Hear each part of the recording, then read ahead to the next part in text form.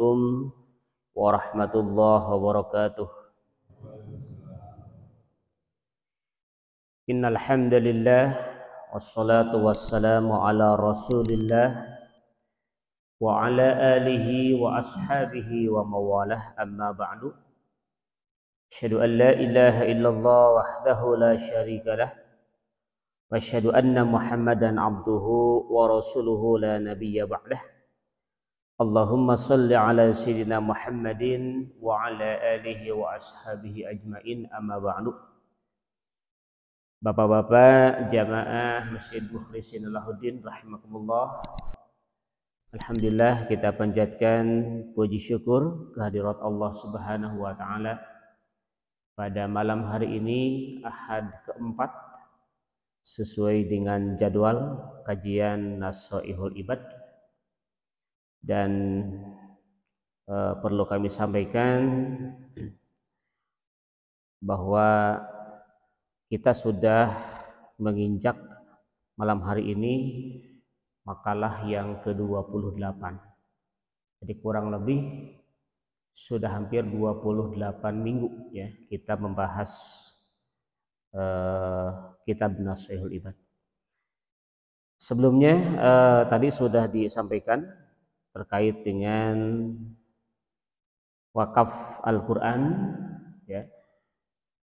Silahkan bagi bapak-bapak yang punya niat untuk mewakafkan Al-Quran, insya Allah target untuk selanjutnya adalah, kalau sebelumnya Tanah Karo pada kesempatan yang akan datang tadi sudah disampaikan daerah Gorontalo. Silahkan nanti kalau mau yang langsung ditunggu sampai jam 8, kalau mau yang transfer juga sudah ada di brosur ini.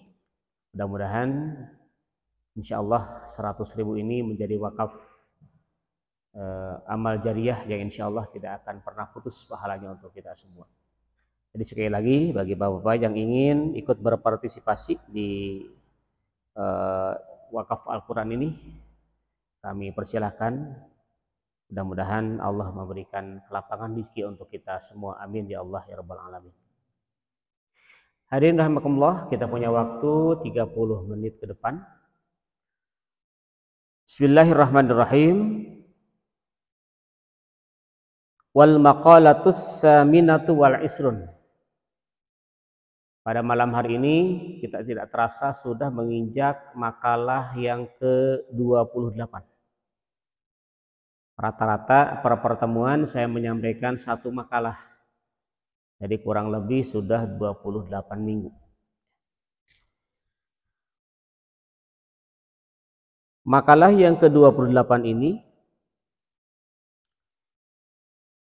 An Abi Bakrin As-Sibli rahimahullahu ta'ala. Makalah yang ke-28 ini dari Abu Bakar Asy-Syibli.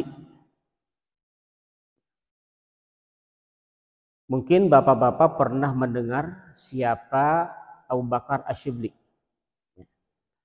Jadi bukan Abu Bakar As-Siddiq.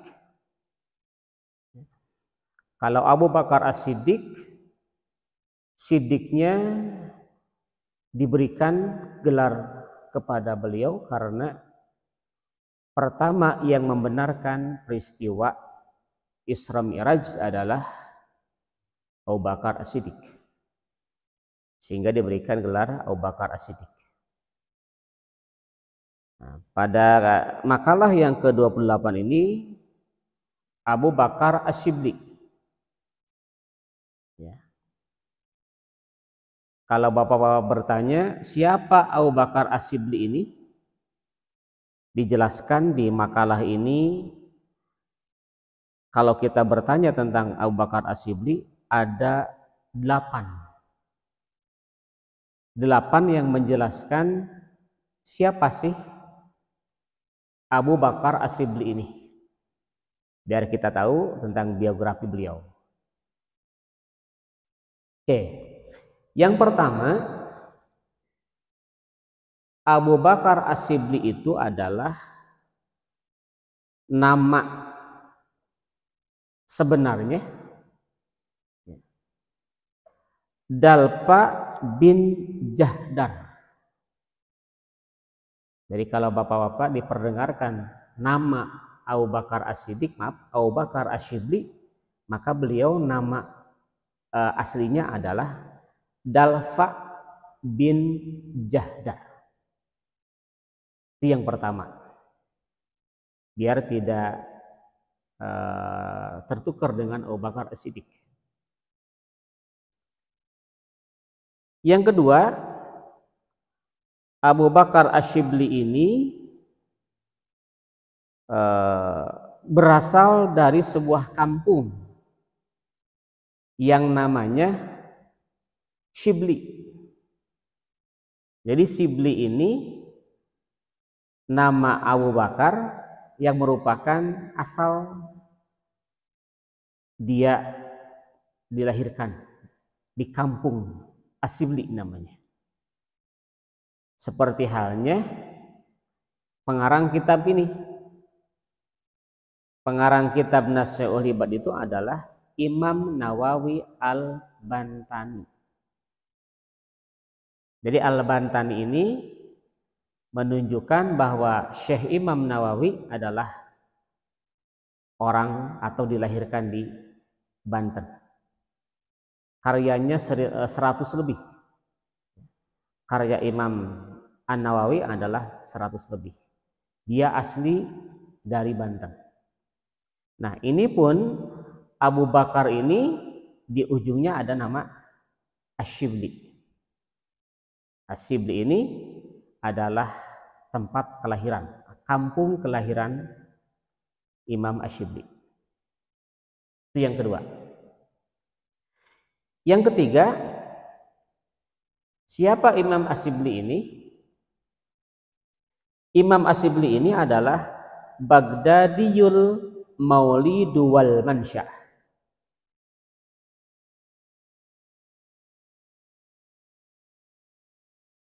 Abu Bakar Asy-Syibli ini dibesarkan dan dilahirkan, ya. Jadi kalau Asy-Syibli itu nama kampung seperti Cileunyi atau Cibiru, ya. Tapi kotanya kota Bandung.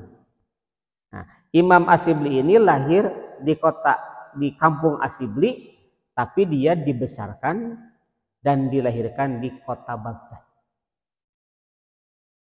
Artinya Asy-Syibli ini bagian dari kampung atau desa, ya, di kota Baghdad. Jadi Imam Asy-Syibli ini dibesarkan, dilahirkan di kota Baghdad, yang kampungnya adalah kampung Asy-Syibli. Kemudian yang keempat, kalau kita ditanya siapa Imam Abu Bakar Asy-Syibli, Abu Bakar Asy-Syibli adalah Sahibal Junaid waman min asrih. Hidupnya, masa hidup Abu Bakar Asy-Syibli ini pada zaman Syekh Imam Al-Junaid. Jadi beliau hidup di masa itu. Kemudian yang kelima, siapa Abu Bakar Asy-Syibli ini? Malikiyul madhab. Abu Bakar Asy-Syibli ini bermadhab Maliki. Bukan Syafi'i, bukan Hambali. Karena secara mayoritas Imam Maliki madhabnya ini penganutnya adalah daerah Timur Tengah, termasuk Baghdad, Mesir, Turki.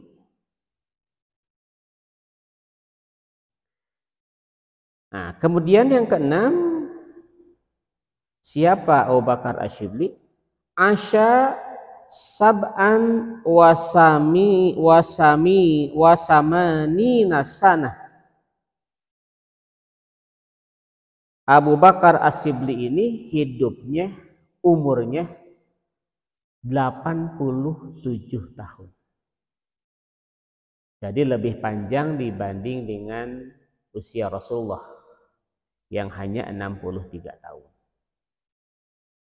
87 tahun.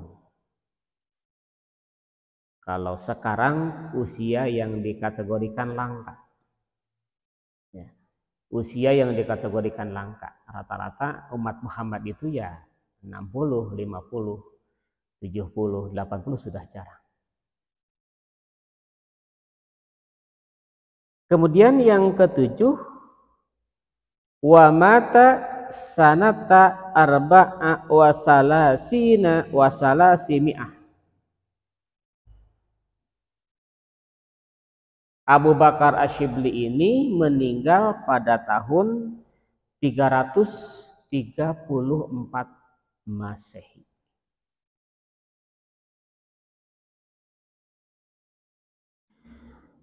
Kemudian yang ketujuh, wa qabruhu bi Baghdad. Jadi Abu Bakar Asyibli ini lahir di Baghdad dan dikuburkan pun di Baghdad dengan usia 87 tahun yang wafat pada tahun 334 Masehi.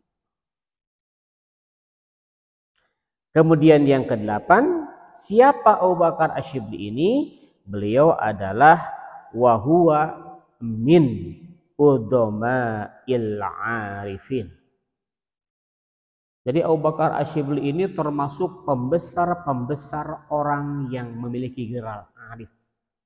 Saya ulangi, Abu Bakar Asyibli ini termasuk pembesar-pembesar di kota Baghdad yang diberikan gelar arif. Hadirin rahimakumullah, itulah 8 siapa Abu Bakar Asyibli. Dari landihannya, nama gelarnya, lahirnya, besarnya, wafatnya, dan lain sebagainya. Nah, dari 8 hal itu satu kata kunci diantaranya adalah bahwa Abu Bakar Asyibli itu termasuk pembesar-pembesar Baghdad yang memiliki sifat arif. Lalu, apa itu arif? Siapa orang yang disebut dengan arif? Nah, biar kita tahu ya. Siapa sih orang yang arif itu? Mudah-mudahan nama arif yang melekat pada Pak Aris Muhammad Arif ada juga di sini. Pak Aris Muhammad Arif kan namanya Ayah Arif nak sami. Nah, dalam Kamus Al-Munawwir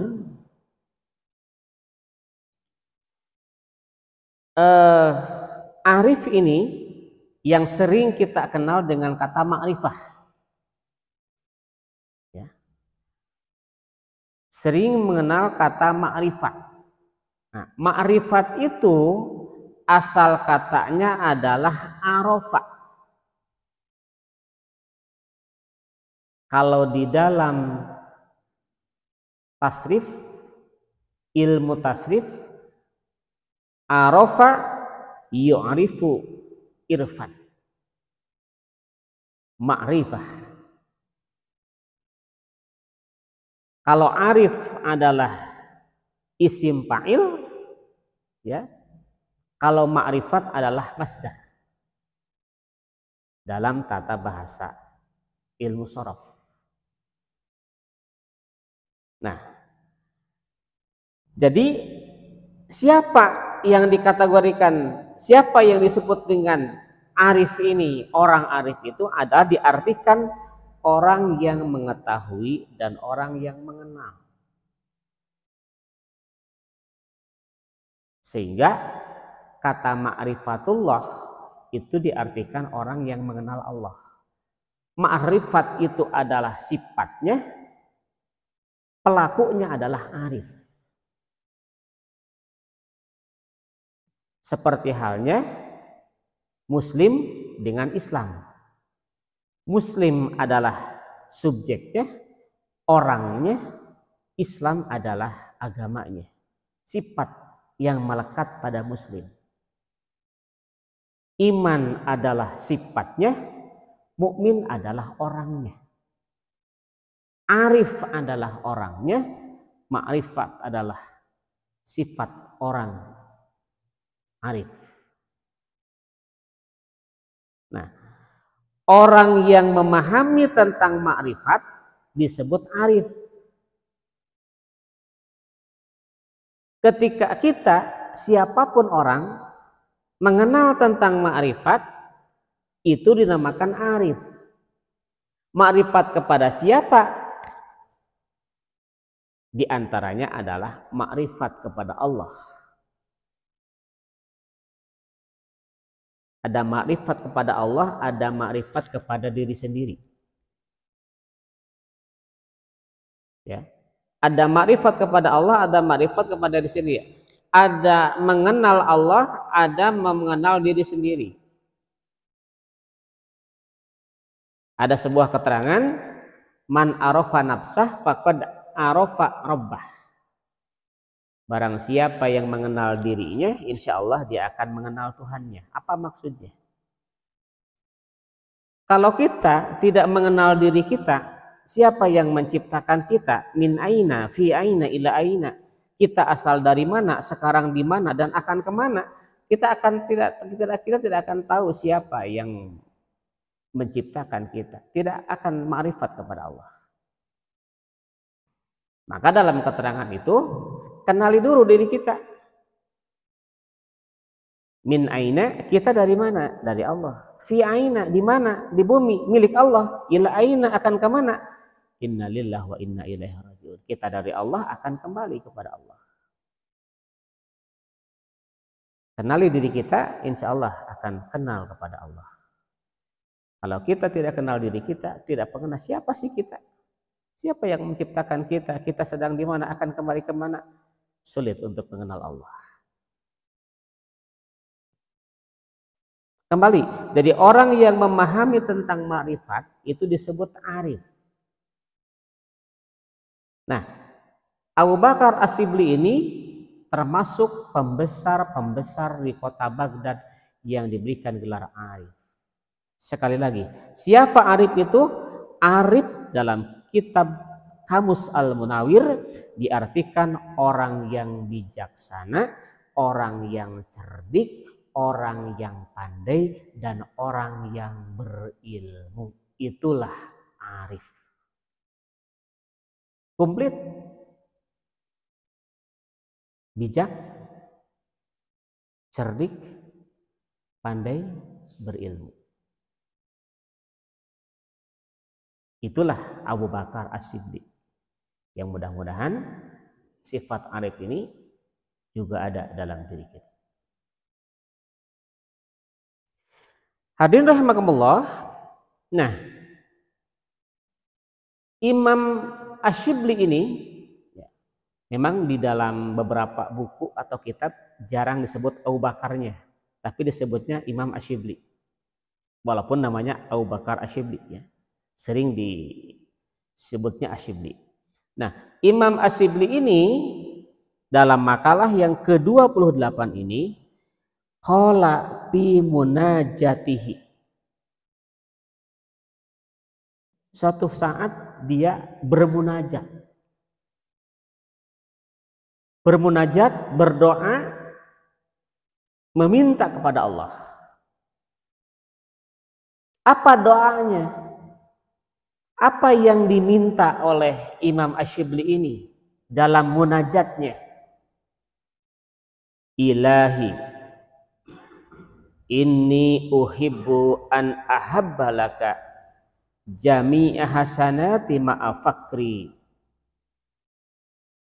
wa dha'fi fa kaifa la tuhibbu sayyidi an tahabali jami'a sayyiati ma'a ginaka maulaya anni. Itu munajat yang disampaikan kepada Allah. Ilahi ya Allah ya Tuhanku, kata Imam Asy-Syibli, inni uhibbu, Sesungguhnya aku mencintai an ahabbalaka, mencurahkan segala apa yang ada diriku untukmu. Aku akan mencurahkan segala yang ada dalam diriku untukmu ya Allah.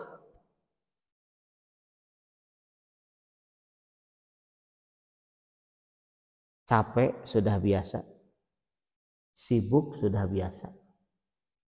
Tidak ada orang yang tidak capek, tidak ada orang yang tidak sibuk. Ketika orang beralasan dengan capek, beralasan dengan sibuk, tidak sempat ke masjid, tidak sempat pengaji, siapapun bisa beralasan dengan itu. Tapi kata Imam Asyibli, ya Allah, akan aku curahkan segala kemampuan tenaga, aku akan mencintaimu. Tidak ada alasan capek pulang kerja, tidak ada alasan lelah, tidak ada alasan hujan, tidak ada alasan dingin. Sebagian orang kan begitu. Kadang menghinggapi diri saya sendiri, datang kerja malam, kadang masih sempat untuk ke masjid, tapi ya begitulah. Imam Asyibli tidak punya alasan itu. Inni uhibbu an ahaba laka, akan mencurahkan segala apa yang ada diriku laka untukmu ya Rabb. Tidak ada perhitungan, tidak ada alasan apapun. Jami'a hasanati ma'a fakri, akan aku curahkan segala sesuatu yang ada dalam diriku untuk seluruh kebaikanku. Ma'a fakri, dalam keadaan fakir, wado'bi, dalam keadaan lemah. Dalam keadaan lemah, dalam keadaan fakir, aku tetap akan mempersembahkan yang terbaik buatmu ya Rabb. Subhanallah, luar biasa.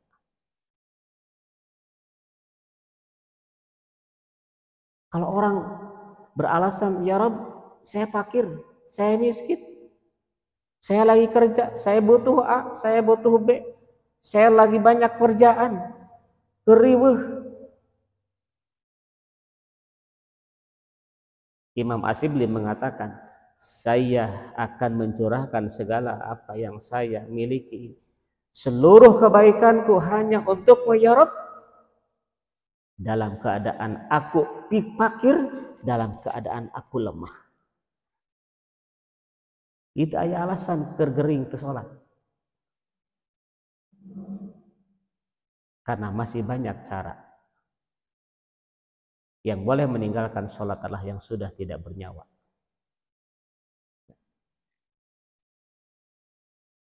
Nah, kemudian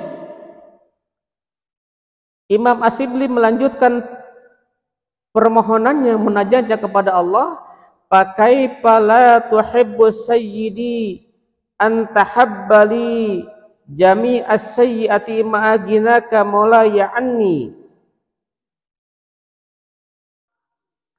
Pakai pala tuhibbu, maka la tuhibbu sayyidi, engkau tidak suka sayyidi, wahai Tuhanku, antahabbali, untuk mencurahkan, untuk memberikan sesuatu kepadaku. Artinya, karena saya sudah memberikan sesuatu, sudah mencurahkan sesuatu kepadamu ya Rabb, maka engkau tidak mungkin untuk tidak memberikan sesuatu kepadaku. Kalau kita sudah mengerahkan kemampuan kita, kesehatan kita, waktu kita, kesempatan kita untuk Allah, Allah tidak akan pernah tidak memberikan sesuatu apa yang kita inginkan. Jadi ulah sabalikna, kepada Allah tidak totalitas, tapi paminta loba. Hayang itu, hayang iya. Tapi diri kita secara totalitas tidak pernah kita untuk mengabdi dan berbakti kepada Allah. Kuduna era. Segala dipenta, ai orang ke Allah tidak pernah mentotalitaskan diri untuk mengabdi kepada Allah. Imam Asyibli begitu. Saya curahkan kemampuan, saya curahkan tenaga, pikiran untuk ya Rabb. Maka tidak mungkin engkau pun akan membiarkan aku. Allah akan mencurahkan apa yang diinginkan oleh Imam Asyibli ini, karena Imam Asyibli selalu mencurahkan dirinya, tenaga, pikiran untuk senantiasa berbakti dan mengabdi kepada Allah.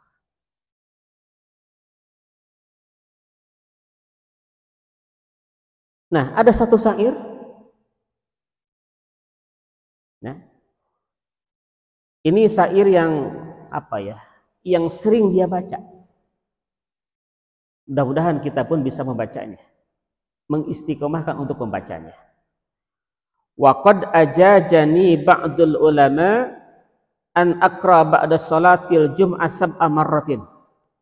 Jadi sebagian para ahli pudel, salah satunya adalah orang-orang yang arif ini, senantiasa membaca bait ini setelah sholat Jumat.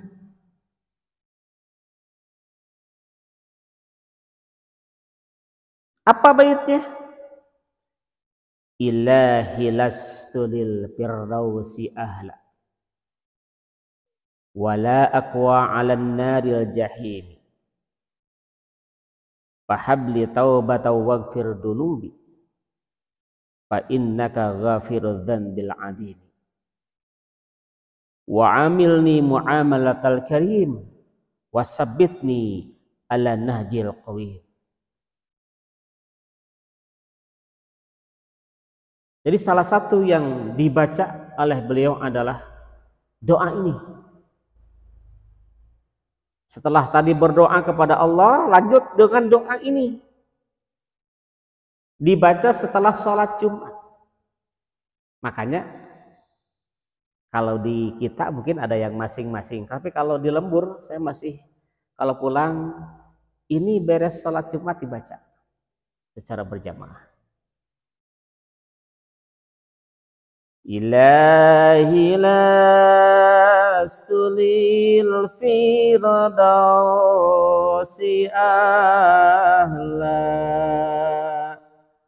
wala aqwa ala naril jahimi fahabli taubatan wa ghafir dunubi fa innaka ghafirudz dzambil 'adimi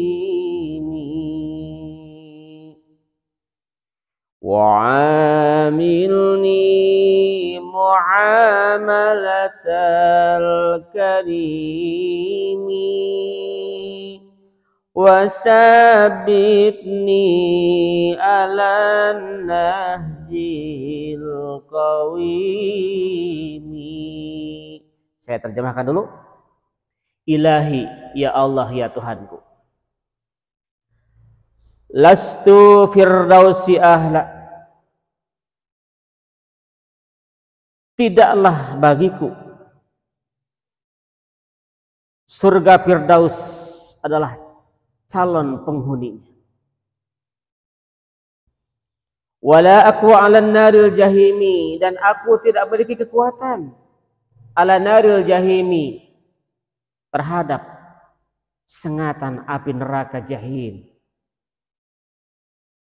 Oleh sebab itu ya Allah, fahabli, berikanlah kesempatan untukku, taubatan, kesempatan untuk bertaubat, waghfir dunubi, dan ya Allah ampuni segala dosa-dosaku. Fa innaka sesungguhnya engkau ya Rabb ghafirud dzanbil adim, yang memaafkan segala dosa-dosa yang besar. Wa amilni, pergaulilah kami ya Allah, muamalatal karim, dengan pergaulan dengan orang-orang yang soleh, bergaul dengan orang-orang yang mulia. Wasabbitni, dan tetapkan kami ya Allah, ala nahjil qawim, di jalan yang lurus dan benar. Subhanallah, luar biasa. Yuk kita baca doa ini, masih ada waktu ya. Mudah-mudahan apa yang dibaca oleh Al-Musibah ini ya, sebagai bukti bahwa kita adalah sebagai makhluk yang banyak dosa. Kita makhluk yang mungkin tidak layak untuk mendapatkan surga Firdaus, tapi bagaimana kita berharap kepada Allah? Allah akan memaafkan segala dosa dan kesalahan kita. Yuk. Ilahi la sudulil firdausi ahla wala aqwa alan naril jahim.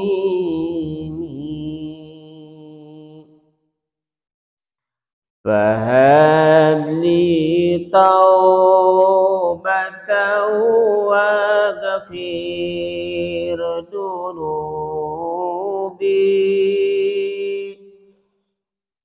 fa innaka ghafiru dhanbil adim. Wa'amilni mu'amalatal karimi wasabbitni ala nahjil qawimi.